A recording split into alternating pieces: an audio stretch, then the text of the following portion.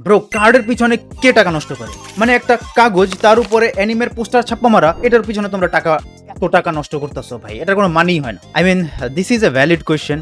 আর আমি আজকে তোমাদেরকে সম্পূর্ণ ক্লিয়ার করে দিব যে মানুষ কেন অ্যানিমে কার্ড, বা আমি নিজে কেন অ্যানিমে কার্ডের এত অবসেসড। আমি কিন্তু আসলেই অ্যানিমে কার্ডের পিছনে অবসেসড। আমি ব্যয়ও করি, খরচাও করি, আমি কালেক্ট করতে পছন্দ করি। তো মানুষ আসলে কিসের জন্য এই অ্যানিমে কার্ডের পিছনে দৌড়ায়, আর আমি কেন স্পেশালি এটার পিছনে স্পেন্ড করি, সেই ব্যাপারটা আজকে তোমাদের জানাবো। বাট এই ভিডিওটা আমি আসলে এমনি বানাতাম না, কিন্তু একজন সাবস্ক্রাইবার্স আসলে কোয়েশ্চেন করছে, বা সে নিজেই কিউরিয়াস।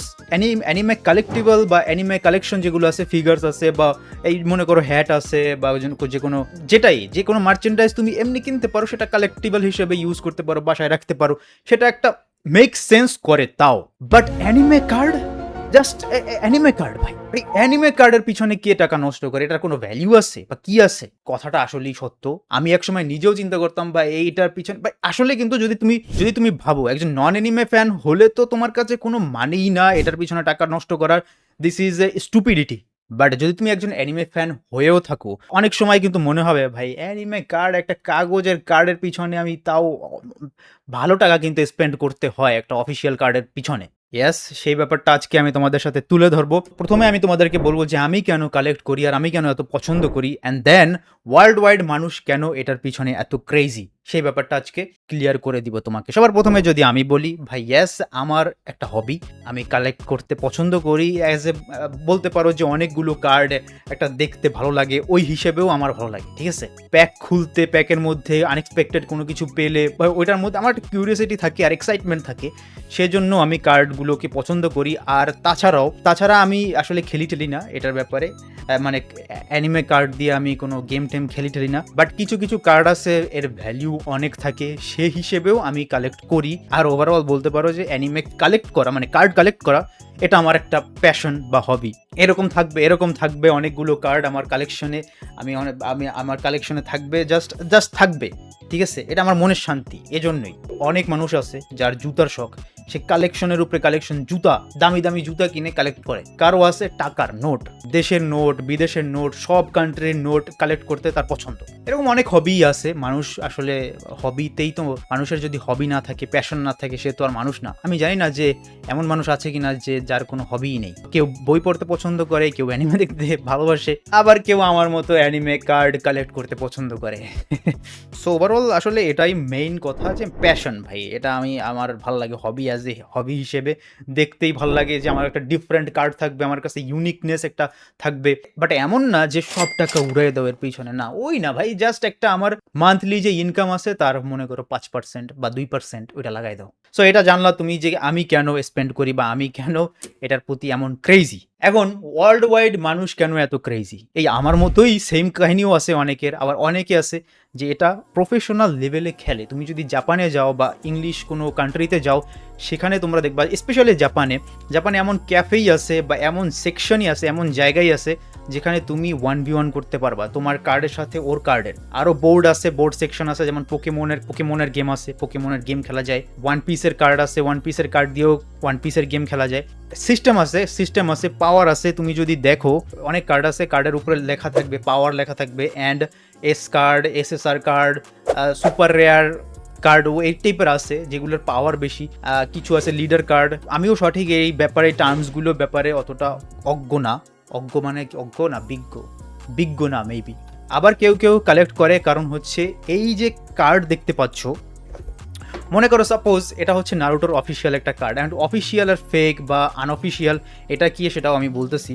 সো এটা হচ্ছে একটা অফিসিয়াল কার্ড বক্স, পুরো বক্স, ঠিক আছে? আমাদের ওয়েবসাইটে তুমি যদি যাও তো এই বক্স হিসেবেও পেয়ে যাবে। এটা চেইনসো ম্যানের। আরও অনেক কার্ড আসতেছে, সেটার জন্য একটু ওয়েট করো। একটা ডেডিকেটেড কার্ড ওপেনিং আমি খুলবো যখন সব কার্ডগুলো চলে আসবে, অফিসিয়াল ওয়ান পিসের কার্ডও যখন চলে আসবে সেগুলো, তখন আমি একটা সেপারেট ভিডিও বানিয়ে দেবো, অ্যান্ড তোমরা সবগুলো আমার ওয়েবসাইটে পেয়ে যাবা, thepoisa.com, নিচে ডিসক্রিপশনে লিঙ্ক আছে। সো এটা হচ্ছে একটা কায়োর অফিসিয়াল বুস্টার বক্স। আর বুস্টার বক্সের মধ্যে অনেকগুলো, প্রায় 20টা না 24টার জন্য প্যাক থাকে। একটা প্যাক খুলে এর মধ্যে কার্ড থাকবে, আর কার্ডের মধ্যে কিছু স্পেশাল রেয়ার কার্ডও তুমি পেয়ে যেতে পারো। সুপার স্পেশাল রেয়ার থাকতে পারে, যে ওয়ার্ল্ডের মধ্যে 2টা, বা ওয়ার্ল্ডের মধ্যে 5টা, 15টা, 20টা, 100টা, ওইগুলার কিন্তু ভ্যালিউ খুবই বেশি, ওইগুলা খুবই ভ্যালুয়েবল। আমার কাছে তো অতটা ভ্যালুয়েবল কার্ড নেই, বাট আমি যদি তোমাদেরকে একটা কার্ড দেখাই যেটা আমি পেয়েছিলাম এই বক্সটা খোলার পর আমি পাইছিলাম। এই যে কার্ডটা তোমরা দেখতে পাচ্ছ, এই কার্ডটা হচ্ছে একটা সুপার রেয়ার কার্ড। যদি তুমি পিছনে দেখো দেখতে পারবা যে 15টার মধ্যে, ওয়ার্ল্ডে 15টার মধ্যে 3টা আছে।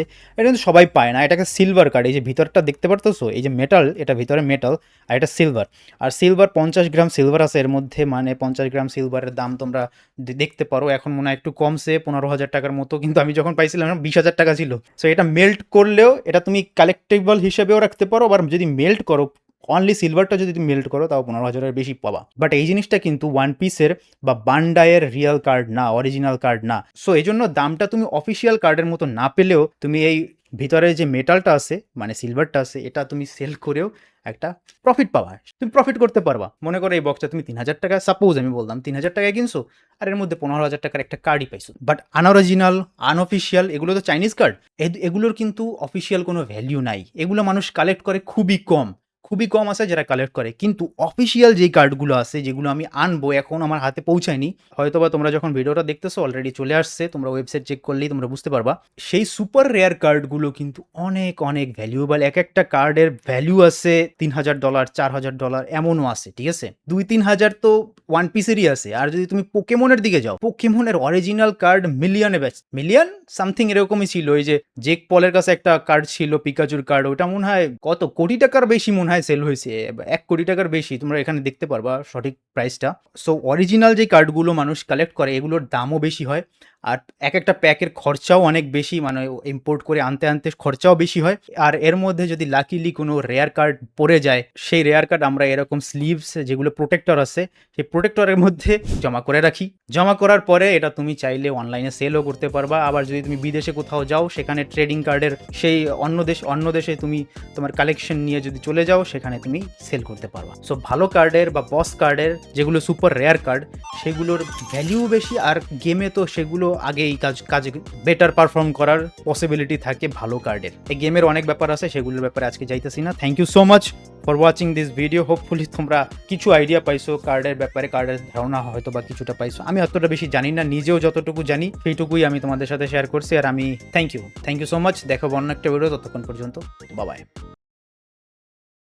Element of surprise!